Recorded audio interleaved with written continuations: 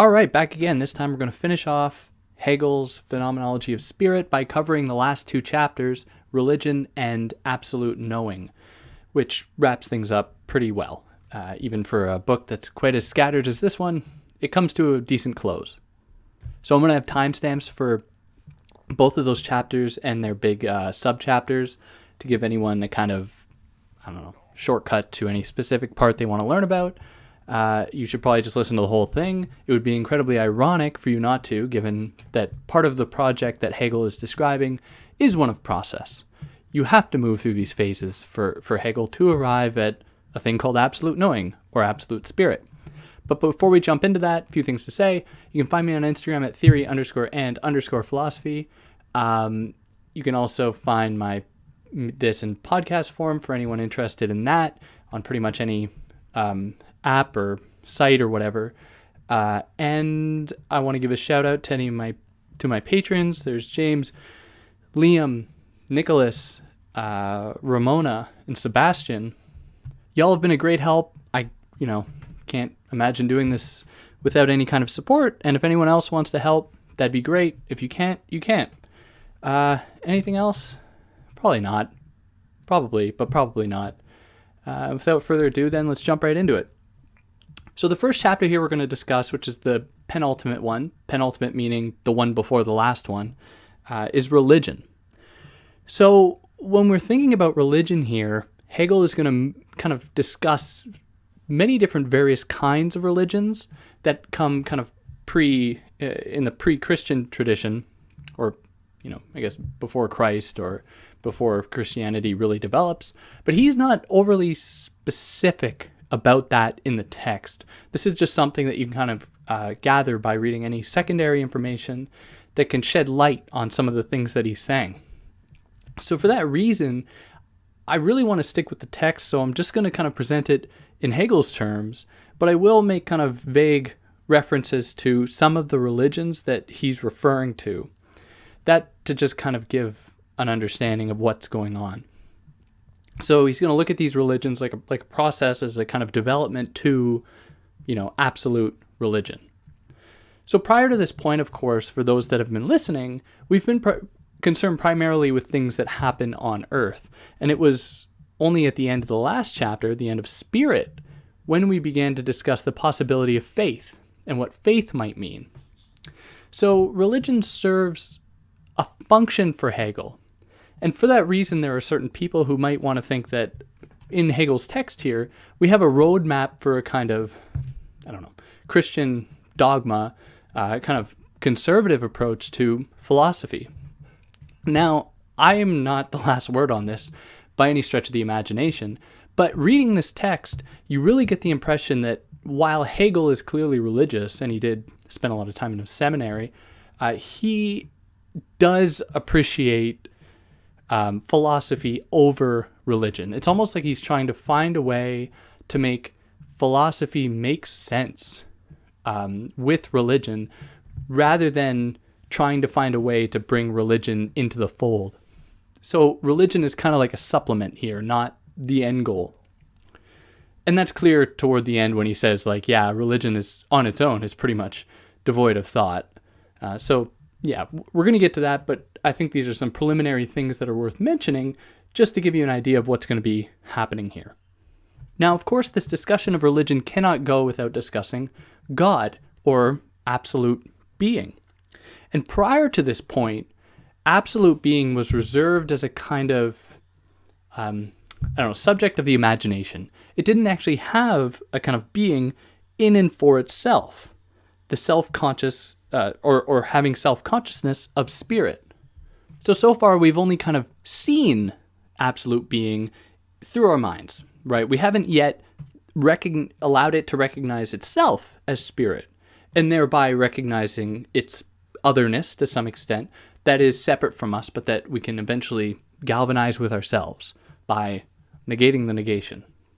Now, what must happen for spirit to embody religion, and vice versa, what would be to complete the perfection of religion? We must not only, it's not only to say that religion concerns itself with spirit's reality, But conversely, that spirit as self-consciousness, spirit becomes actual to itself, an object of its consciousness. So this is what we need to see occurring, because if spirit just exists for us, it's as though it's something we can draw upon, this imaginary field that can give us, a kind of momentum, but that does not yet have its own kind of identity, doesn't have its own recognition of itself, then it's going to be, I guess, evacuated of the potential that we might associate with it. And that this is essentially the process of making spirit more than just picture thought or representation for religion. Now, it's here that Hegel starts to kind of turn his gaze back onto the project that's been conducted so far. So the subsequent phases we've gone through from, consciousness to self-consciousness and reason and spirit. He says we shouldn't see those things as being like a telos, right? Like these things are something that we have to move through to arrive at this point called spirit or absolute spirit. He says instead, we must recognize them as not fully arriving at immediate spirit, nor yet having consciousness of spirit itself, but that between these different planes, that is between the plane of consciousness and self-consciousness, reason and spirit, we must recognize that spirit is always kind of on the horizon. And it is our job, maybe as the phenomenological observer, to then negate that supposed negation, the thing that separates them, their splits, to then posit their similarity in the overarching project of spirit or identity of spirit. Now we have to do this so that none of these moments, that is consciousness, self-consciousness, spirit, or reason, just attain a totality in themselves. So I want to read a little part here where he says this. So it is the depth of spirit that is certain of itself, which does not allow the principle of each individual moment to become isolated and to make itself a totality within itself.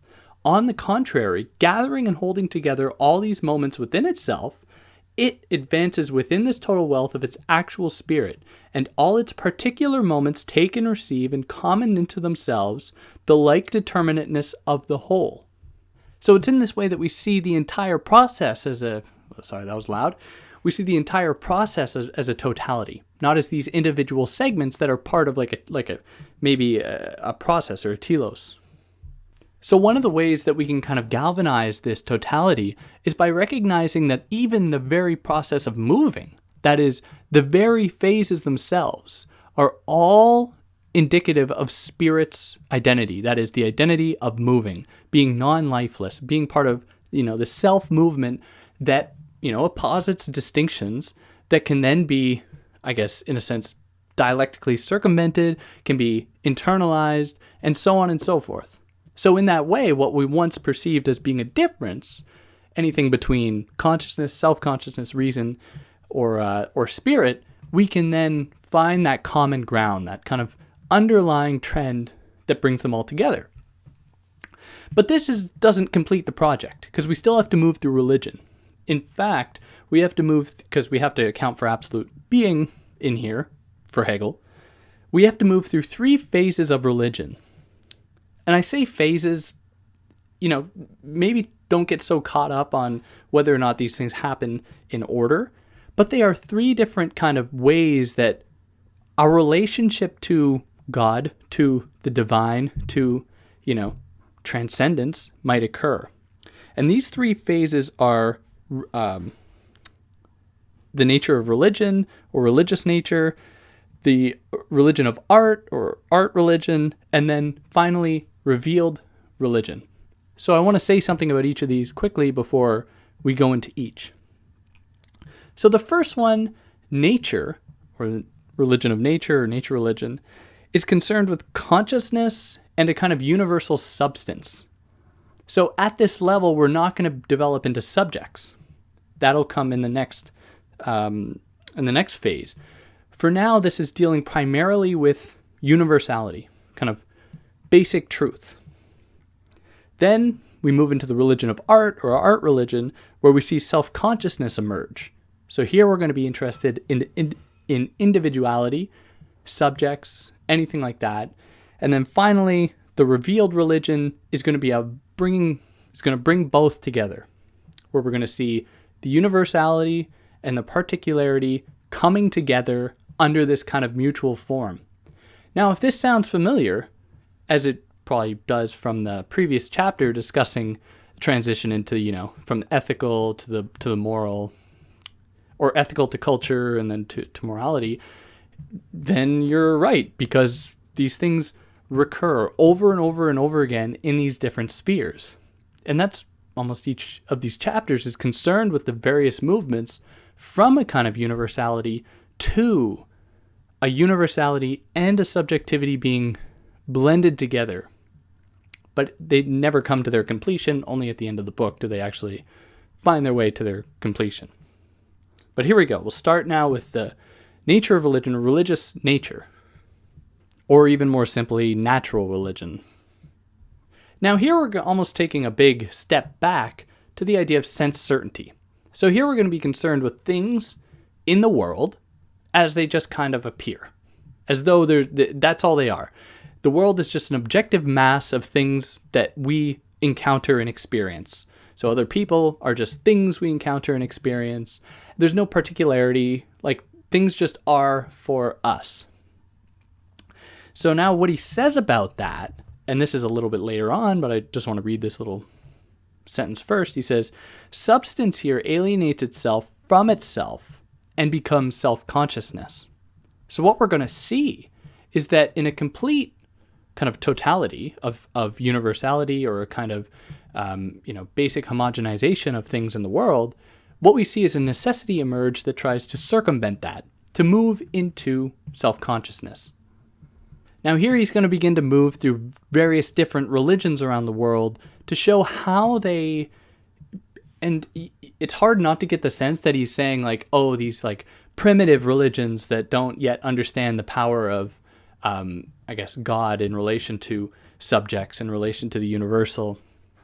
But anyways, he moves through each of these, starting with the subsection titled God as Light. Now this refers to, Persian, the idea here, religions, which is, the idea that everything God touches, which is light, so everything, is kind of infiltrated with its essence, to put it quite simply. Now, subjects don't have very much room here because there's just like a kind of bombardment of the world and of all people with this kind of idea that, God, this omnipresent thing, is where the light always touches. And this imagery for Hegel is quite interesting because he says, okay, well, what we're seeing here is that we're concerned, or they're concerned primarily with its determinations, which are only concerned with ascending without, now in his words, descending into the depths to become a subject. Now, this imagery I think is important because what we would assume of a certain depthness is a lack of light. So it's exactly where that lack of light occurs that Hegel sees the subject residing. So he continues here in this other quote. He says that this immediate being, this unconstrained life, must determine itself as being for self by sacrificing its pure light, which goes everywhere, so that the individual may take an enduring existence. So that is the duty of this kind of religious dynamic, to kind of allow subjectivity to emerge by sacrificing its light. Now, while this might appear to have a direct relationship to the idea of sense certainty, where, all things are reduced to being just about the product of pure sense, Hegel says that no, it's a lot more refined than just, quote unquote, primitive humans looking at things in the world and experiencing them. Like, this already implies that certain stages have been gone through, have been traversed through, to arrive at a point where they are sufficiently developed to have a thing called religion. So in that way, he says that it shouldn't be confused with sense certainty because it is actually, in his words, filled with spirit. Now we move from here to what is just called the plant and animal subchapter, which is dealing with Indian religion, Hinduism probably more specifically, coming from the Vedic tradition, to now he thinks he can speak about, but here we'll go. And he says in this kind of dynamic, spirit has now withdrawn into itself from the shapeless essence. So the shapeless essence being that, light that is just permeates everywhere, doesn't have a kind of face. And that this is primarily the religion of spiritual perception. Now, I should add that in the previous subchapter here, God is light, that we can kind of draw a similarity to the idea of the ethical being under the state formation, because they are reduced. They don't have an identity. And it's kind of like the state with its laws that turn these people into legal subjects, sends its light out, casting it over the people and homogenizing them with that kind of spectral light. Now, sorry, I digress. To come back here to the plant and animal one, Hegel says interestingly that in this situation, what we see happen is that people kind of fall apart into a numberless multiplicity of weaker and stronger, richer and poorer spirits, which we can draw another parallel between this and the way he spoke about culture as being the move beyond the ethical, where culture is this kind of amalgamation of all these chaotic movements by anyone who feels like they can take control, anyone who thinks that they can be the top dog. And by virtue of that, we see a kind of crumbling of the social organization. Now, he further kind of delineates how we arrive at this point by suggesting that this is a movement from what he calls the flower religion to a religion of the animal. And the animal religion, or I should say actually, the flower religion is concerned with a kind of passivity and impotence of contemplative thinking, whereas the animal religion is a destructive being for self, which, that's what this subchapter is about, being about plants and animals. So we see that happening here, and I guess the allusion makes sense because, in the Vedic tradition, there is an association with animals in many of the myths, also with plants, like Soma, for example. And he says that this movement from the flower to the animal is kind of almost a natural one, because he says that plant life is really indifferent. Plant life doesn't care about other beings. It just exists. Now he says that kind of creates a problem, a general degree of anxiety among people that are starting to recognize a worthiness behind being, individual subjects.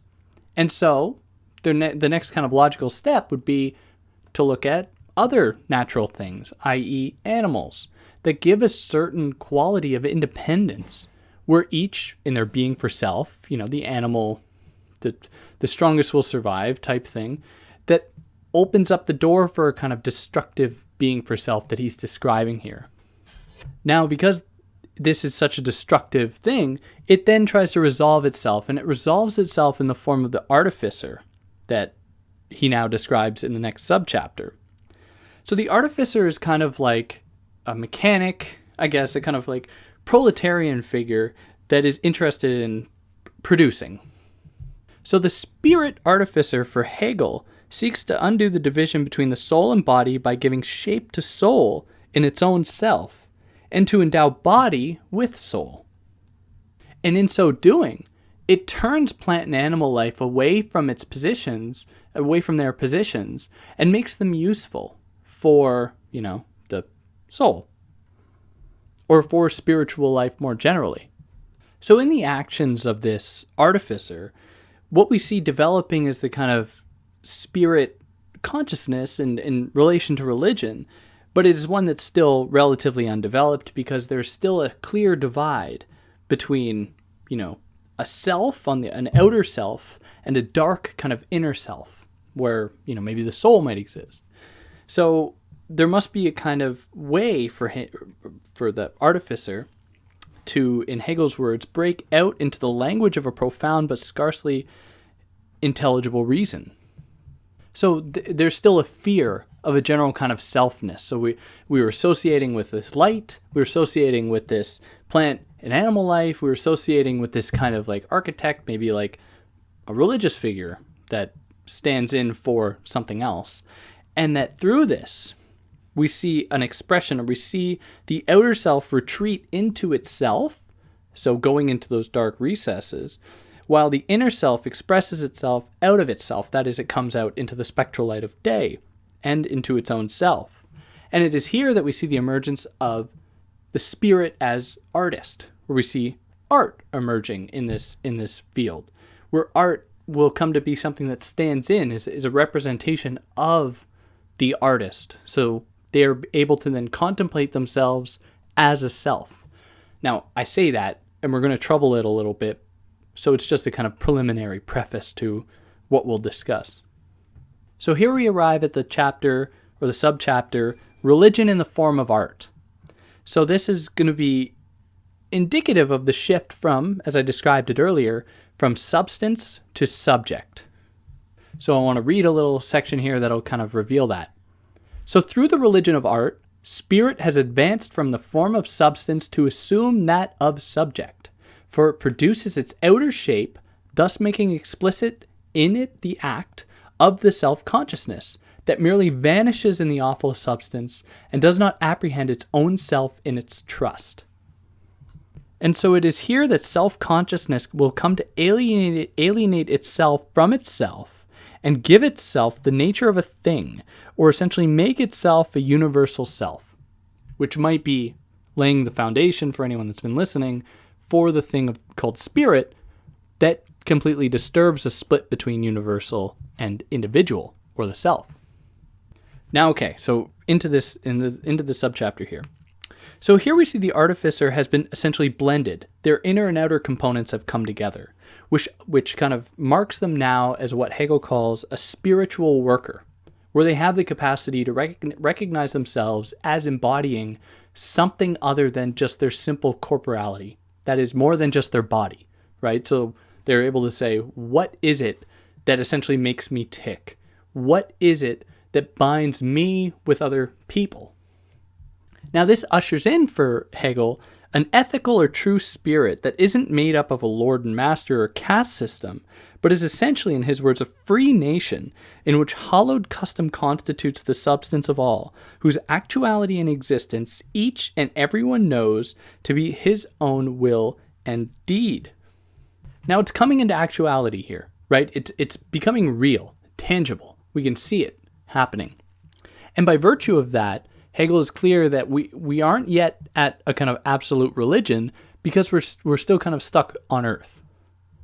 But very much like the last chapter, when we were talking about the ethical realm and how there are people that grow discontent with it, Hegel says that while this is happening, while this ethical realm is occurring, this kind of free nation of individuals, spirit is sitting on the sidelines waiting for its opportunity to say, but remember, everyone, you are your own individual.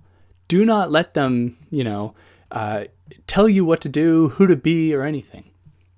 And by virtue of that, spirit, interestingly, transcends the kind of realm of actuality, the realm of reality, precisely because we have been so indoctrinated into reality as a thing that is constitutive of a free nation of kind of ethical principles and whatnot. So spirit, in refuting that, in negating it, moves outside of that realm of reality, giving it this kind of divine essence. And as such, spirit attains a new self, a new identity for itself. And now we're going to begin into 3 more subchapters in this subchapter dealing with the religion and the work of art. So this subchapter, titled The Abstract Work of Art, is going to be concerned with the production of art like statues that stand in for gods or represent the gods, maybe. He's not incredibly clear here, but we're going to do with what we have.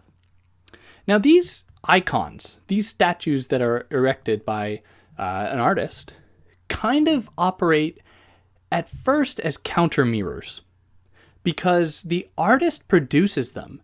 And Hegel says, and this is quite interesting, he's like, when someone produces a work of art, what they get back in the form of the praise. Because the work of art does not give them anything itself. What they get back comes in the form of praise from spectators and other people. Now, Hegel says that there's a kind of split between the work that was put into it and the praise that is returned. Because the work that was put into it was grueling. So if there was an equivalence, what Hegel recognizes is that what the person would get back would be a kind of grueling response, but it's not. So in that way, the artist kind of loses themselves. And this is something, I don't know if Marx writes about this specifically, but certainly Marx's idea about alienation from one's labor can be applied here, where the artist is then dissociated from the work they produce because it's no longer theirs. Their relationship with it has now been kind of altered because of the relation of other spectators to that work of art. So anyways, this work of art is primarily dull for Hegel.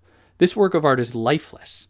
It doesn't really have a kind of self-consciousness about it. It's just there. It's a non-moving thing.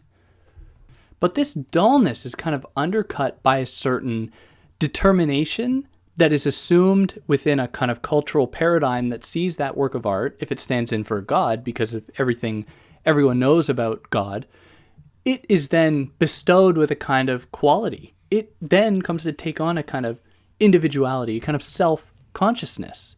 Whereas the artist, being lost in that dynamic, takes on a kind of universal property. They are just the thing that produces this wonder.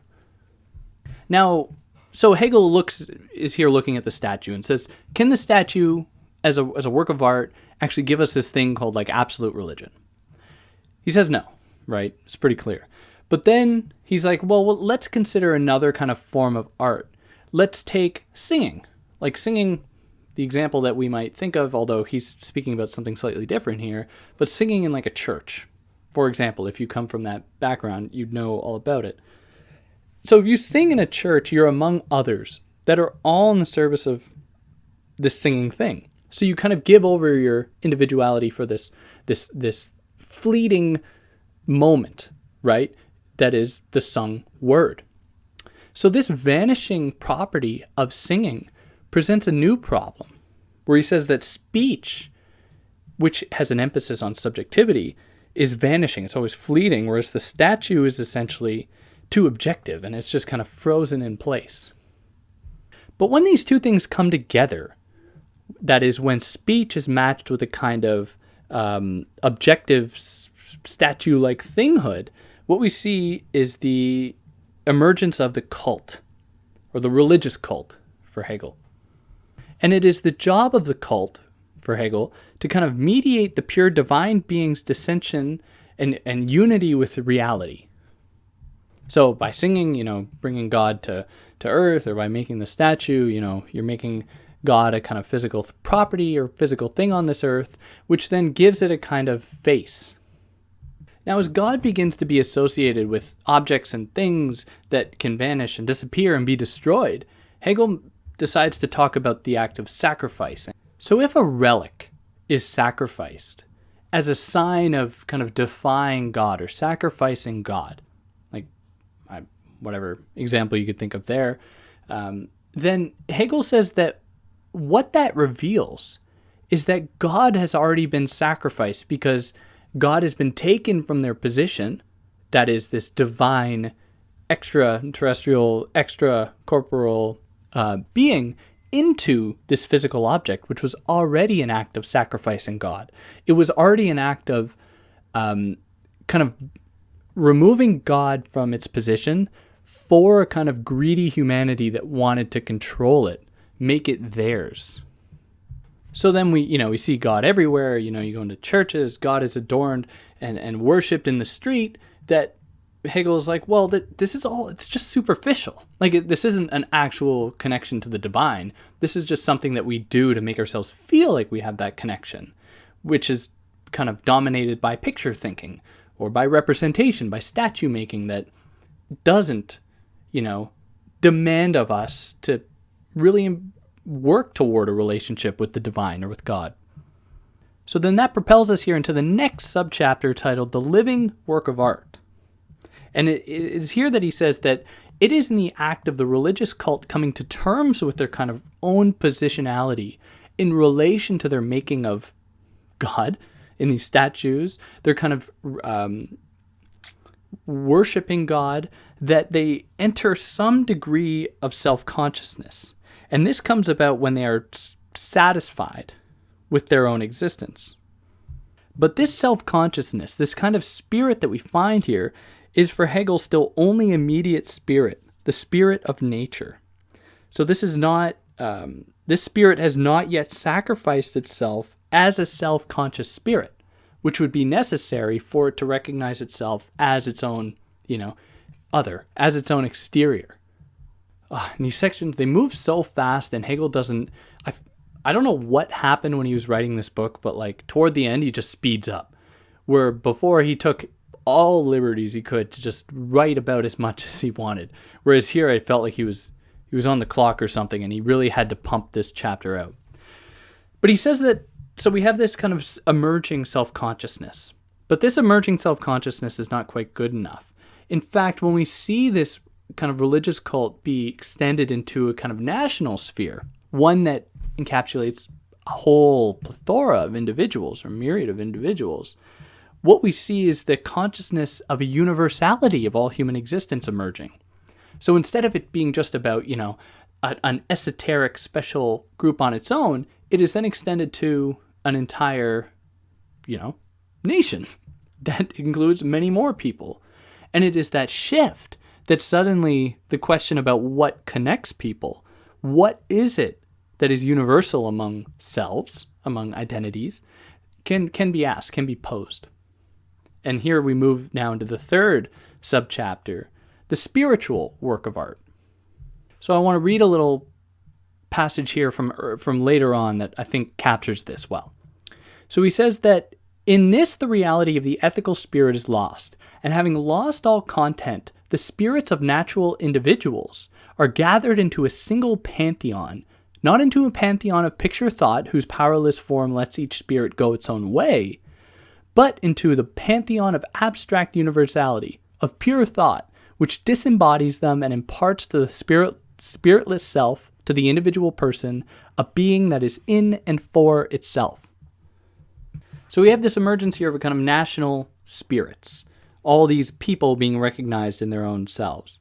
And it is with this, he says, that we see the emergence of heaven, interestingly enough. So let me just read that. Now, I believe this is the first time he mentions heaven in this book. I could be wrong, but I'm pretty sure it is. Where he says that the pure intuition of itself as universal humanity has, in the actuality of the national spirit, this form, that is, the national spirit combines with the others, with which it constitutes through nature a single nation, in a common undertaking, and for this task forms a collective nation, and therewith a collective heaven. And that's between the pages 439 and 440 in my version, in case anyone's curious. Now he says that this is still only a synthetic linking together of self-consciousness and external existence.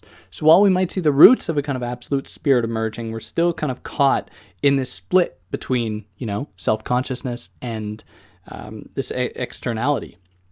So this external existence for him is actually language. So that finds its place in the epic, that is the epic tale, like, I don't know, I was thinking of the Iliad or Odyssey or something, which contains the universal content of the world, not yet the universality of thought. So here we're still concerned primarily with things that we see, things that exist in the world, not something pure like thought. And I'm using impure in the way that Kant used it, as being detached from all experience. So pure, again, analytic judgment or whatever. So to kind of think about the Iliad for a moment, anyone familiar with that book, or that tale, is familiar with the fact that there are both humans and gods. Now the humans have a kind of homogeneous quality as being humans, and the gods have a homogeneous quality in that they're gods. And there are certain things expected of each. So the gods expect certain things from humans, and humans expect certain things from the gods. But those expectations aren't always met. So there are these particular instances that kind of trouble the whole dynamic, where gods might act out of turn, or humans might act out of turn, that for Hegel kind of signal this coming together of the universal and the particular. And then, of course, there are these heroes that stand out above all the rest. Now he contrasts this with the tragedy, the tragic play or something, where the hero, he says, is himself the speaker who conveys to an audience that know their rights and purposes.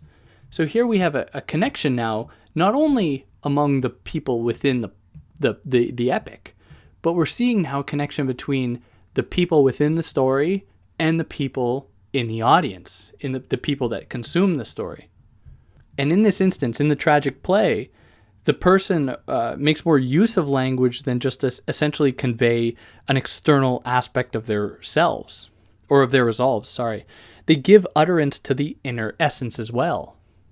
So we can't fool ourselves. This audience that they're speaking to is still they're a homogeneous mass, right? They're entering into this play to some extent, into the play of relations between being for self and being for being in itself, being for other. They're still, though, a kind of quiet mass that just passively receives this information.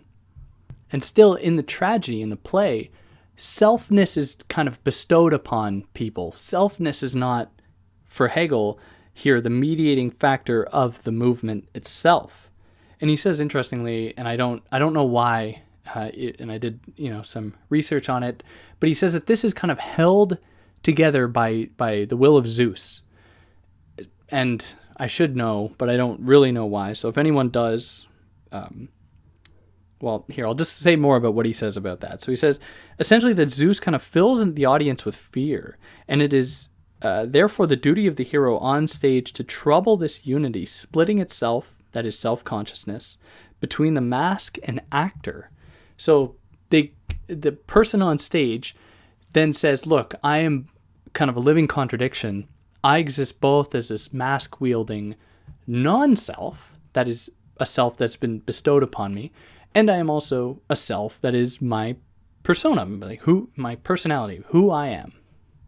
And in so doing, the tragic actor is effective at disturbing the split or the distance between the spectator and the audience, or the spectator and the actor, because the actor reveals themselves to be in a position of just a kind of passive receptivity. They are simply taking the orders of the director, for example. They are just being who they are told to be, just like the audience is told to shut up and listen, to just be there.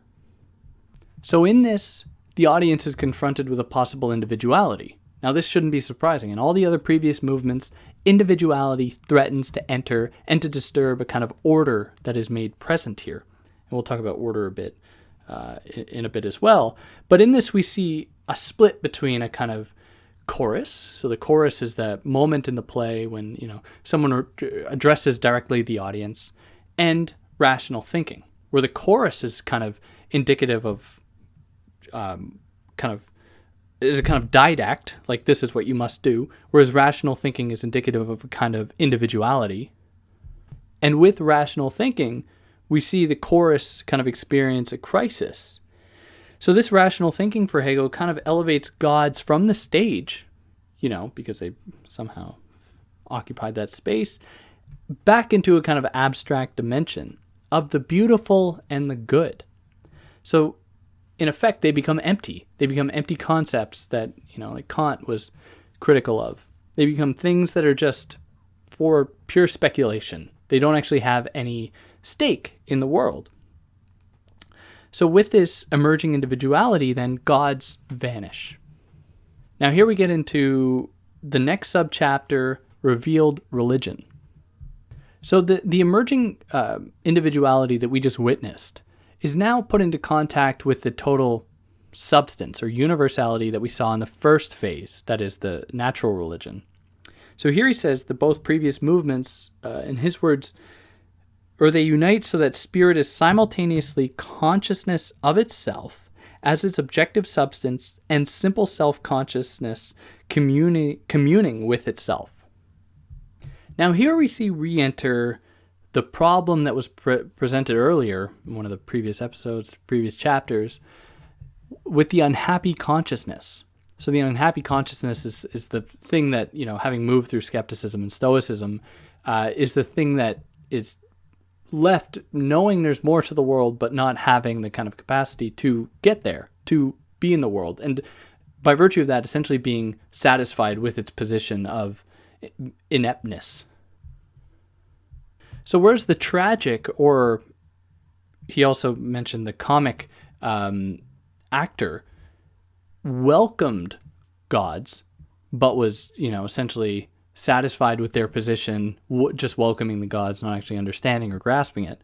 Now and previously the unhappy consciousness repudiated the gods. We're seeing that kind of tension reemerge now. So the tragic actor in welcoming the gods then troubles, I guess, their own relationship to themselves, because they put themselves in a kind of lifeless position that is satisfied with that kind of act. And with this satisfaction, suddenly our old relics of our relationship to the gods, like statues, now they become only stones, which is bad because it essentially takes away what Hegel says in what we would have gotten if we had a proper connection to the gods. We lose the opportunity to come to its perfect truth and fulfillment, or consciousness loses its opportunity to come to its perfect truth and fulfillment. And it is against this that spirit stands idly by, saying, I must intervene now. I must say, no, these are not just stones. Like, the gods exist. We cannot lose our connection to that. And so the spirit kind of emerges again to wrest these stones from lifelessness, to kind of welcome the gods once again, which, in uniting the two, what we see is that the substance is itself self-consciousness. It becomes self-conscious. Or the universal becomes particular, the universal self. But this spirit is still quite detached from actuality and pure thought. It is still something that kind of exists on its own for purely a kind of imagination. And what we must do then to circumvent this problem is, for Hegel, the objective must possess intrinsic being, must originally appear in consciousness as stemming from the notion or the concept. So this is up to the duty of absolute spirit, where self-conscious being is actual in the believer. So it's not something that exists out there. It's not something that, we can completely detach ourselves from. It is immanent to the believer in this case. And as such, consciousness does not then need to go into the netherworld to find God. It can, it then learns that the existence of God, or its existence, is immediately present. So now in Hegel's words, he says that God is sensuously and directly beheld as a self, as an actual individual. Only so is this God self-consciousness. And that God as self-consciousness is the simple content of absolute religion. So it's still only a simple content. We aren't fully there yet, but we're seeing the roots. I feel like I've said that like 10 million times. If you read the book, you'll know. Hegel's like, here, we've arrived. No, we haven't. Sorry, gotta wait a little longer. But yeah, okay, here, we're setting the stage. So when God is actually elevated to the level of self-consciousness, it allows for a kind of democratic principle to emerge. And I use that term kind of colloquially. So it allows self-consciousness to essentially be recognized in an other. So signaling a kind of decimation of all previous distinctions. Because if God is made to be self-consciousness, and I recognize someone else's self-consciousness, suddenly they are not, completely distinct from I. In fact, we both have this kind of divine enterprise within us. So when God comes down from the abstract into the actual, it doesn't reach its lowest point. This isn't its most like kind of base existence. It is instead its highest point for Hegel. It reaches its absolute point when it is effectively real. And this is for him why he calls it revealed religion, because it's for God that is present as spirit. So this is still problematic for him because we have not yet, in his words, elevated God to the form of thought itself, of the notion, or the notion as notion, or the concept as concept. So what does that mean? Well, still it's something that is removed from us. We have not yet understood or grasped the fact, and this can only happen through absolute knowing, that God, as self-consciousness, is what is always already there to some extent. It is what gives absolute possibility to concept that we can only think right through these kind of concepts, or they are what bind things together. And so in negating the negation, we posit the similarities between all things, and we find that once we've done that process enough times, or we've elevated it beyond the kind of immediacy of sense certainty enough, we then see the overall picture. And it is up to, and it's quite interesting, he says, spirit essentially only becomes its own self-consciousness for Hegel in the life of the community. And that is essentially because when spirit is brought into actuality, it becomes alien to itself. Because so far we've only known spirit to be this kind of abstract thing that exists outside of us. When it is given a kind of actuality, it allows for world to be created, because that is what it takes for people to have an engagement with, among themselves, with others, and with the world that can allow for world to emerge. Otherwise, it's just like animals, which is obviously problematic, and this is, plagues the history of philosophy, but like animals lack a certain quality, whether it be Dasein, a certain degree of being, or a kind of certain connectiveness. I think in many ways that is what Hegel is saying here in drawing a distinction between animal life that is pretty base-like for him, even if some of us, myself included, would disagree. I think that is what he's getting at here. So what this does in recognizing self, or self-consciousness, or marking essentially the notion of the transcended individual self that is absolute being, which establishes this community, which now returns into itself as a self, what we see is a move beyond picture thinking here into self-consciousness. So spirit is now, in his words, universal self-consciousness. It is its community. And that's on 473. Now again, he pulls the rug out from under us and says, we are still bound because we have not yet fully come to this realization. We live it. We experience spirit. We experience this community. We are within it. But we do not yet have the kind of capacity to think it, to understand it as the totalizing function here, or to make it into an absolute being for self. And it's from here then we move into the next chapter, the last one, absolute knowing.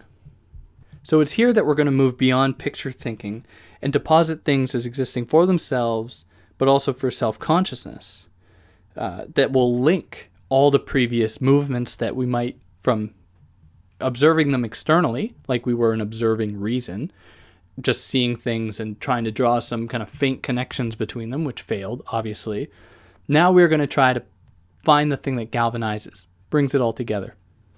So this can begin to happen when we recognize the thing, not as necessarily thought or something that is thought, but is actually recognized as a shape of consciousness. Now, I would also like to say that this chapter involves a lot of recap. So while the chapter's maybe 15 pages or so, I don't comment on everything because it is just a lot of a summary of essentially what the whole book was doing, which I don't think is totally necessary to go over again. So I'm just going to talk about the things that are kind of original here.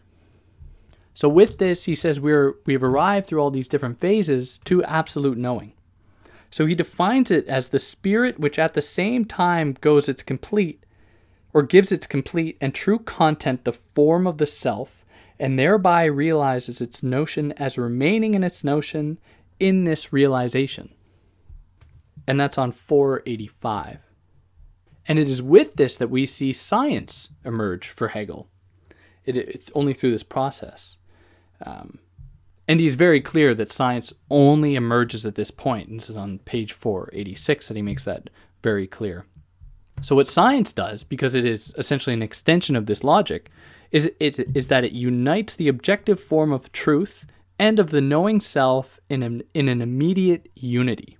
That's on 491. So he says that the science of knowing in the sphere of appearance, which is phenomenology, is what spirit mobilizes in its continual these are my words, is what spirit mobilizes in its continual return and flight to and from actuality. Each time it enters at a higher level ad infinitum. So now spirit, having taken on a quality of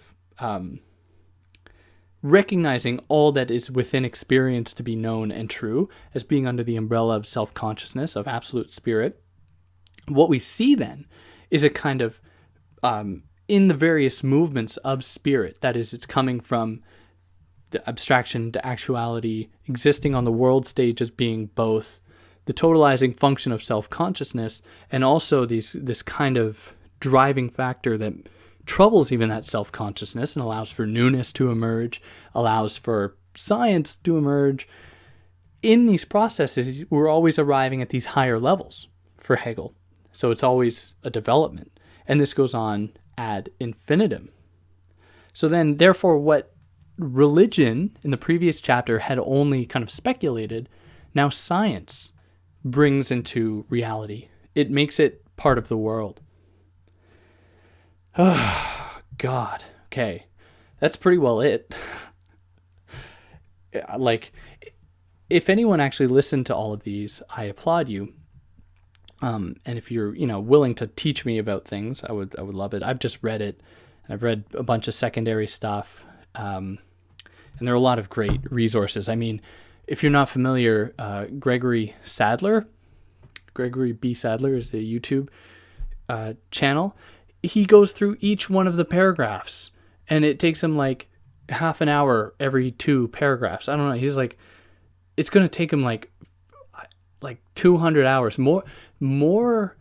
It's going to take him longer to do just that than all of the content I have on my channel for all the books.